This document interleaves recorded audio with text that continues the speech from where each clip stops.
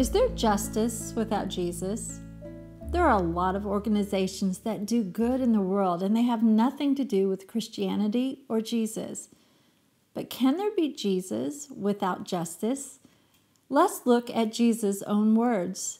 In Luke chapter 4, 18 through 19, he says, "The Spirit of the Lord is on me, because he has anointed me to proclaim good news to the poor. He has sent me to proclaim freedom for the prisoners and recovery of sight for the blind, to set the oppressed free."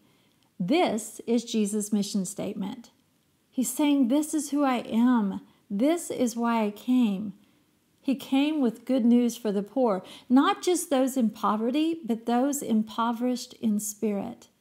He came to free prisoners, and not just those behind bars, but those who feel trapped, tied up, tangled in sin, or who have been damaged by what someone else did in their own sin. He came to open blinded eyes, and he did just that. But he also opens the eyes of those who can't see beyond their own limitations.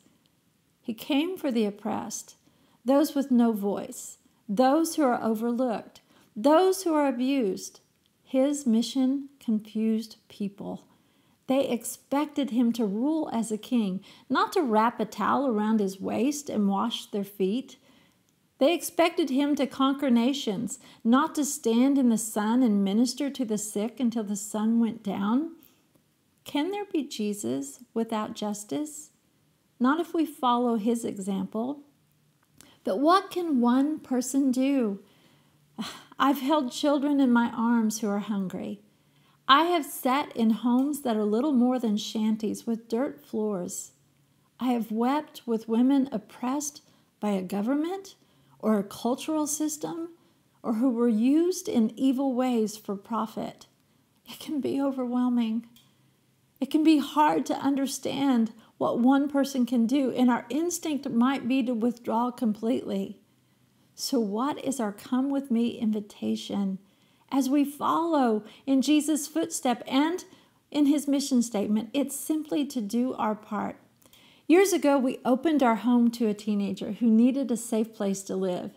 It wasn't always easy, yet he was the one God allowed us to love. One day he made a huge mistake, and when we sat down to talk with him about it, he asked this question. He said, "Are you going to make me leave?" And I wanted to weep. We were his family, and it took time. But this young man finally realized that he was worth fighting for. Jesus fought for us, and he won.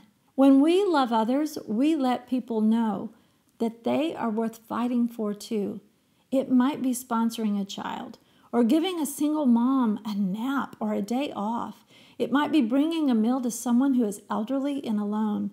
And maybe it's opening your home to teenagers on a Friday night because it's safe and it's a fun place to hang out. Your assignment isn't going to look like mine, but it will look like Jesus. Jesus taught the disciples that faith isn't a position of favor, but a posture of servanthood. When we invited the teenager to live with us, we had no idea the end of the story. Today, he's serving as a missionary.